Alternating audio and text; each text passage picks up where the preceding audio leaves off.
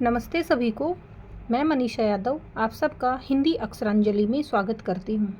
हम पीछे के शॉर्ट वीडियो में पर्यायवाची शब्द और उनके मूल अर्थ की यात्रा को पढ़ रहे थे। उस यात्रा में को हम अनवरत आगे ले जाते हुए आज फिर से 3 नए शब्दों का पर्यायवाची और मूल अर्थ जानेंगे। पहला शब्द है कमल। कमल का पहला पर्यायवाची होता है जलज। जब भी कमल के पर्यायवाची होते हैं तो शायद किसी वीडियो में मैंने पहले भी किसी में बताया है कि पानी के जितने भी पर्यायवाची शब्द हैं उनके साथ जब जय प्रत्यय के रूप में लगाया जाता है तो जय का अर्थ होता है जन्म लेना, तो वही शब्द कमल के पर्यायवाची बनते हैं। तो इसमें भी वही बात है, जल प्लस में जय यानी जल में जन्म लेने वाला। फिर पंख प्लस में जय, पंख का अर्थ होता है कीचड़, कीचड़ में जन्म लेने वाला। यह शब्द योग रूढ़ है, जो कि कीचड़ में तो सिंघाड़ा, घोंगा ये सभी भी जन्म लेते हैं, लेकिन पंकज शब्द केवल कमल के लिए क्या हो गया है, रूढ़ हो गया है। सरोज, सर का मतलब होता है सरोवर, सरोवर में जन्म लेने वाला, इस कारण से सरोज कहलाता है।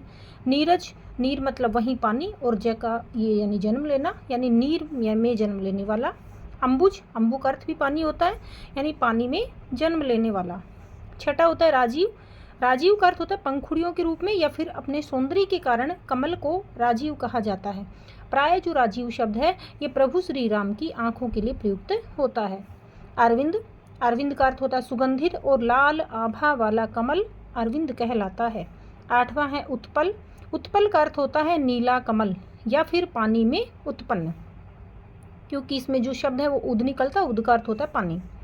अब होता है पद्म। पद्म का मतलब होता है लक्ष्मी जी का आसन होने के कारण, क्योंकि अध्यात्म क्षेत्र के अंदर पद्म जो है वह कमल को कहा जाता है। अब दूसरा शब्द है यमुना। यमुना का अर्थ होता है कालिंद पर्वत, जिसे कह सकते हैं हम यमुनोत्री, उससे निकलने के कारण इसका एक शब्द होता है कालिंदी। क्या शब्द होता है? कालिंदी। दूसरा होता है सूर्य सुता, यानी सूर्य की सुता, सुता का अर्थ होता है पुत्री, तो सूर्य की पुत्री माना जाता है इनको। भानुजा, भानु का अर्थ सूर्य और जा का मतलब जन्म लेने वाली, यानी भानु से जन्मी हुई, इस कारण से भानुजा कहते हैं।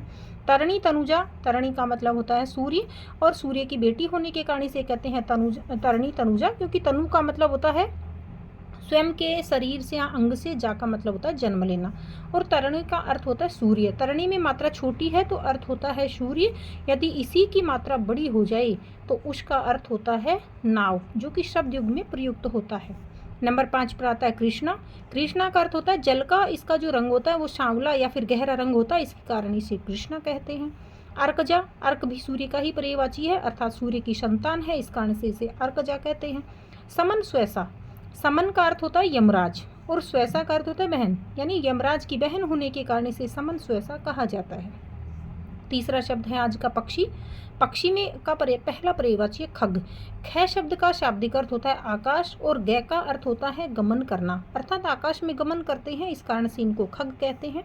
दूसरा होता है विहग। विहायश, वी जो अर्थ है, ये जो शब्द है किससे मिलकर के बना है? विहायस अर्थात आकाश, और गै का मतलब होता है गमन करना, अर्थात आकाश में उड़ने वाला जीव, इस कारण से इसे विहग कहते हैं। नभचर, आसमान में विचरण करने वाला।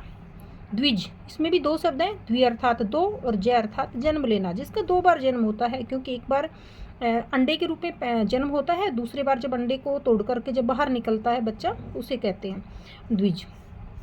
अंडज, अंड से यानी अंडे से पैदा हुआ है, इस कारण से इसे अंडज कहते हैं। अगला है पखेरु। पखेरु मतलब पक्ष, पक्ष अर्थात पंख, पंख से बना है जो, इसलिए ये पखेरु कहलाता है, अर्थात वह जीव जिसके पास पंख हो। विहंगम यानी ऊंची उड़ान भरने वाला क्या कहलाता है? विहंगम, तो पक्षी का ही पर्यायवाची है। अब होता है शकुन, क्योंकि जो है भारतीय सनातन धर्म में या शास्त्रों में ये बताया गया है शुभ अशुभ का कुछ संकेत जो मिलता है पक्षियों से, कि इसके बोलने से कुछ ऐसा होगा, प्रभाव कुछ ऐसा होगा, ऐसी मान्यता है, इस कारण से शुभ अशुभ का संकेत देने वाला होने के कारण पक्षी को शकुन कहते हैं। आज के वीडियो में इतना ही, मिलते हैं जल्द ही अगले वीडियो में। धन्यवाद।